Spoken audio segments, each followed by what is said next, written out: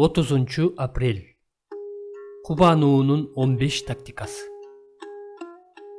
Сен мага өмүр жолун көрсөтөсүң. Сенин алдыңда толук кубаныч, оң колуңда түбөлүк жыргал. Забур 16 бөлүм 11 аят. Бул күнөөлүү жана азаптуу жашоодо ишенимге коркунуч туулгандай эле, кубанычка дагы коркунуч туулду. Павыл Тимотейге ишеним үчүн болгон жакшы күрөштө тырышчаактык менен күрөш деди. 1 Тимотей 6:12. Ошондой эле бул кубанычка дагы тиешелүү. Биз бул үчүн иштешибиз жана күрөшүшүбүз керек. Павыл Корунттагы ишенгендерге мындай дейт: Силердин кубанычыңарга өбөлгө түзүп жатабыз.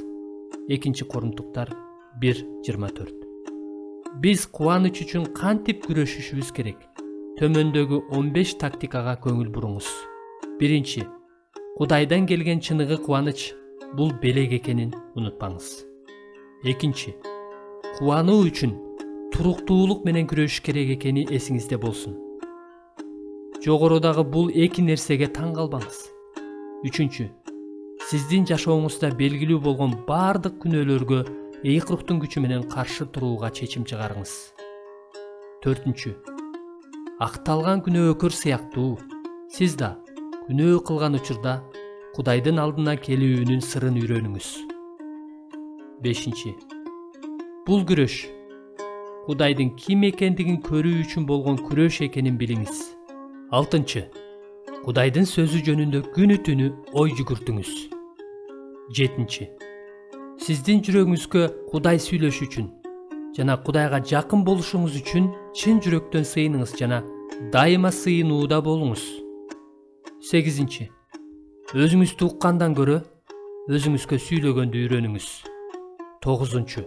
Кудайга жакын болууга жана кыйынчылыктарга каршы күрөшүүгө жардам бере алган Кудайга жакын адамдар менен көбүрөөк убакыт өткөрүңүз.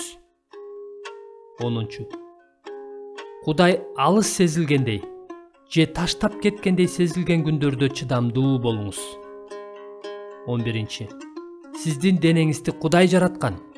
Ошондуктан убагында эс алып, көнүгүү жасап, туура тамактаныңыз. 12. Жаратылышка сейилдегени чыгыңыз жана ал аркылуу Кудайдын ким экендигин таанып билиңиз. 13.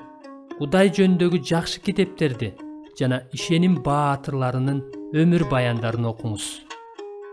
14.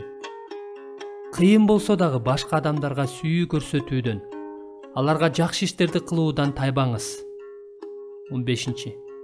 Машаяктын иши жөнүндө улуу көз карашка ээ болуңуз жана жакшы кабар жетпеген адамдар үчүн өзүңүздү арнаңыз. Булардын ар бирин тастыктоо үчүн ыйык жазууда аяттар бар.